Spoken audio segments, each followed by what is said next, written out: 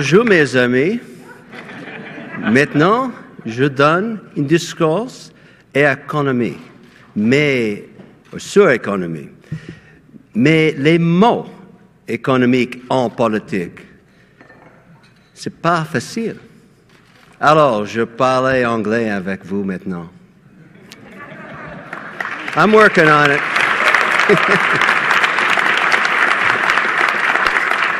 I was born in a Montreal hospital in 1954. On paper, my birth was about as average as you can get, smack dab in the middle of the baby boom generation in one of the fastest growing cities in Canada. But nothing was average about my family or the years that followed. I'm the son of immigrant parents. My father was Irish, and my mother was Lebanese. My mother taught me almost everything I know about money, particularly about avoiding unnecessary debt. She always told me debt is the source of almost every problem known to man.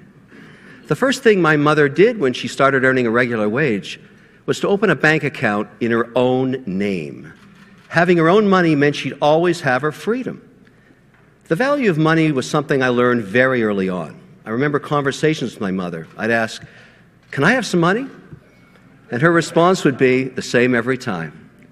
"What did you do to earn it?" Almost as soon as I could speak, I was acutely aware that money didn't come from hopes and dreams. It came from hard work. It's easy to understand why my mother fell for my father. He was a happy-go-lucky guy, charming, Irish, but he drank. He played cards, and he caroused. Three things that dramatically clashed with my mother's value system. I was only 6 years old when my parents' marriage broke down, and my mother was granted sole custody of my brother Shane and I. She got remarried to a man named George, who became my stepfather and the man I looked up to. After the wedding, we all moved to Illinois so that my new stepfather could pursue a PhD in business. One day, fed up with the custody arrangement, my birth father, Terry, threatened to come to our home in Illinois and take Shane and I back to Montreal. Knowing my birth father had fallen in with a rough crowd, my mother didn't want that to happen. She didn't want us to go back to that life. And she was determined to protect us at all costs. The plan was for my mom, Shane, and I to fly to Europe for as long as it took for George to reason with my birth father, Terry, in Illinois.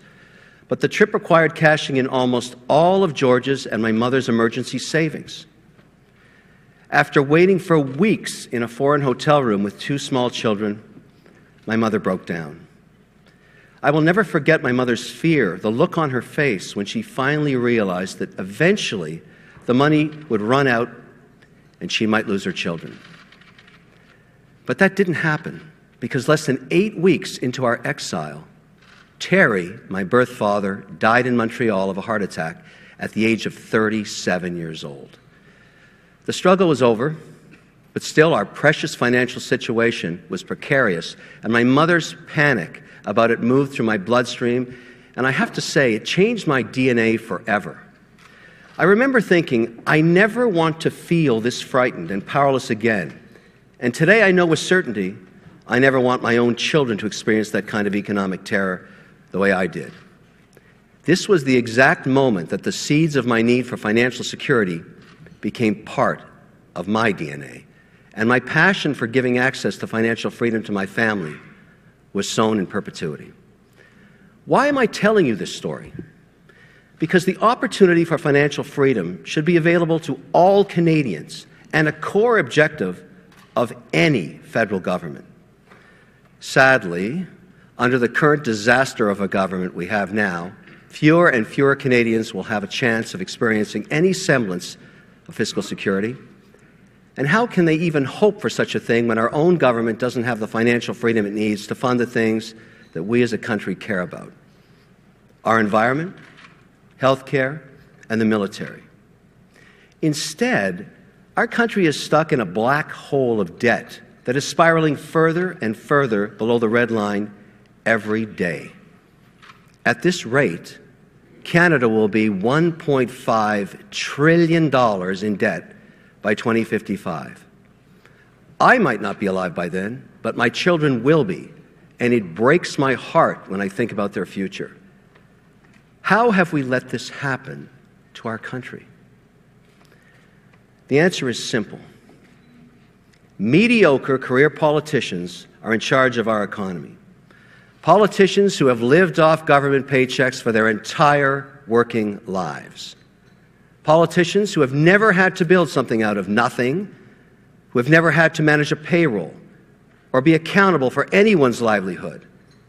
Politicians who've lost sight of the fact that they work for us and that they are spending our money. Today's politicians skirt around the issues that really matter to Canadians for fear of upsetting somebody and hurting their chances at re-election. Instead of leading with ideas and actions, they lead with platitudes and political correctness. It makes me sick. There is nothing honorable about telling people what they want to hear to keep them happy, especially when those very people have entrusted you to take care of them and their families. I've been criticized before for refusing to sugarcoat the truth. People have called me cruel for calling out incompetence, but there's nothing cruel about honesty. Well, here's some honesty, folks. Canada doesn't work without our economy growing at 3%. Our military, education, and our healthcare systems will always be underfunded and will continue into this black hole of debt. This means your grandchildren will take their first breath as Canadians, $60,000 in debt, each one of them. With the election of Donald Trump, the U.S. situation has become more acute.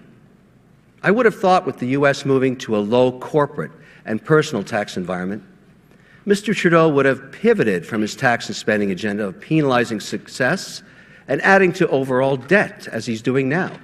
Instead, he is doubling down with anti-competitive carbon taxes and huge increases in personal and corporate tax.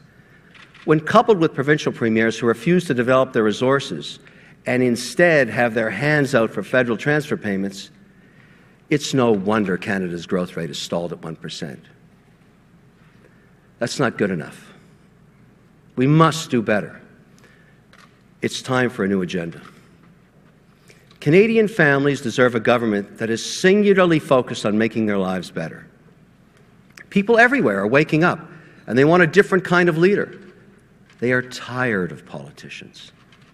They want someone with executional excellence, someone who can build a team, execute on a mandate, and deliver results.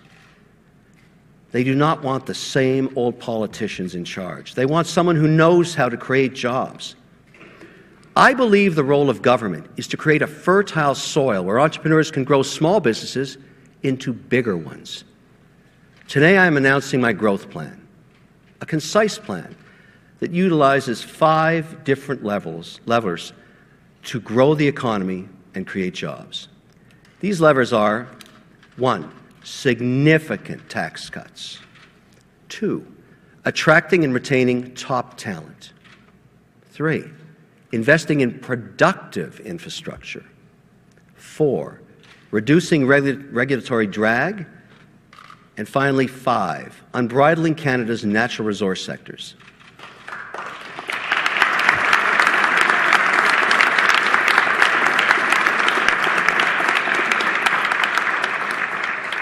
These 5 levers are the key to generating growth and security by making Canada competitive again. Let me explain how. The first lever is tax cuts. Canadians are paying too much in taxes.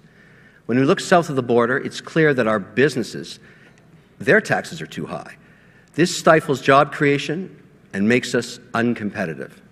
An O'Leary government will cut the federal business tax rate from 15% to 10%. But we will go further. We need to do more to keep capital here, to make sure people reinvest in Canada and its businesses. So here's what we will do. We will eliminate capital gains taxes. This is a great incentive for investors to keep investing and reinvesting in Canada and its businesses and jobs. Now, if you think businesses have it badly, Canadian families are being crushed by personal taxes. The fact that some people here in Ontario pay almost 54% tax and income taxes and personal taxes is insane. Add in the HST and other taxes, and it's far too much. It's simply uncompetitive. So to keep more money to ensure Canadians never again have to spend more than 50% of their income on combined federal and provincial income taxes.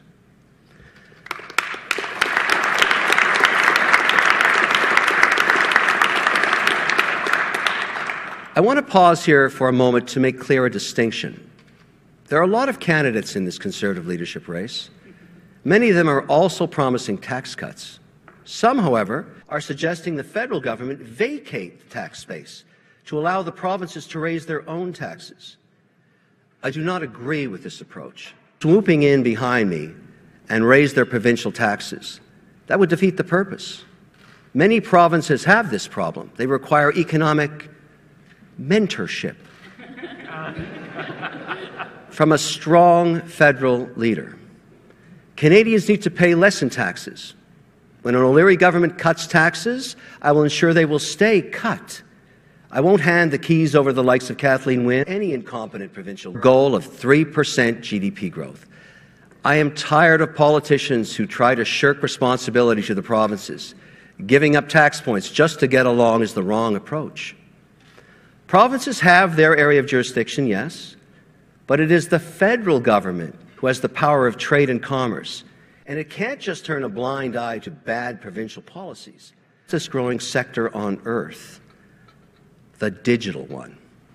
An O'Leary government will do this by fast-tracking the citizenship for foreign students that graduate from targeted programs in Canadian universities and colleges. If they're willing to stay and build their families here, I will personally sign their passports. We will also accelerate immigration for immediate family members of approved skilled immigrants working in targeted sectors, with the goal of bringing. You can't grow an economy without the right talent in place. We will also dramatically scale up work visas and immigration programs and streamline permanent and temporary programs so high-growth companies aren't held back by bureaucrats and delays. It's not just our economy that needs the best and the brightest in its ranks, but our elected leaders as well. Therefore, a key piece of this lever is to recruit the highest caliber of talent to the Conservative Party. I'm going to build on our productive infrastructure. Canada needs to invest in infrastructure that creates jobs and helps grow the economy, not waste our money on pet projects and ribbon cuttings. Politicians seem to have forgotten that tax dollars are actually our money, not some bottomless piggy bank. So we're going to put an end to that. An O'Leary government will take the politics out of infrastructure spending.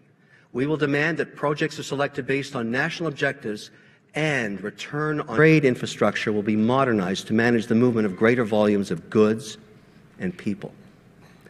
The fourth lever is reducing regulatory drag. Justin Trudeau has overseen a tsunami of new regulations on businesses and ordinary Canadians. These excessive regulations drive up costs and drive down research and development and job creation. An O'Leary government will overhaul the system and mandate that each regulation that's new must be accompanied. The final lever of our growth plan is unbridling Canada's natural resource sectors. Canada's natural resource sectors are the cornerstone of our economy. Energy, mining, forestry, fishing, and agriculture all form the foundation of our competitive advantage, are only good at raising revenues for governments and do nothing to reduce emissions. This will be the first Trudeau policy that will be reversed when I get to Ottawa in 2019. I will also leverage transfer and equalization payments to encourage the elimination of provincial carbon taxes. Don't come up.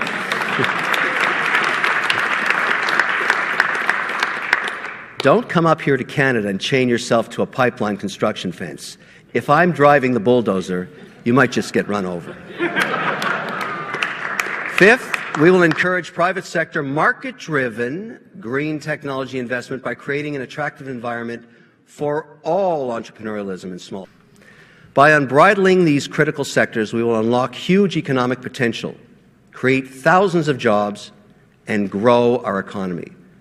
I believe the role of government is to create a fertile soil where entrepreneurs can grow small businesses into bigger ones.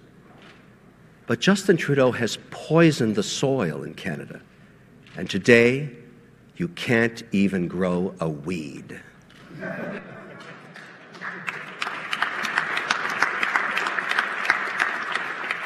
I'm not a politician, but I know how to create jobs. I am the only one who can beat Trudeau in the next election by utilizing these 5 levers of growth: lowering taxes, attracting and retaining talent, investing in productive infrastructure, reducing regulatory drag, and unbridling Canada's natural resource sectors. We will unleash the economic potential of our great country and get our economy growing at 3% rate mediocrity. And we will bring to Ottawa a team like you have never seen before. Together we will build something remarkable. We'll put my mother's advice to work. We'll be prudent. We will spend responsibly. And we will create conditions for all Canadians to have financial freedom. Nothing would make her prouder. I hope I can count on your support. Thank you very much.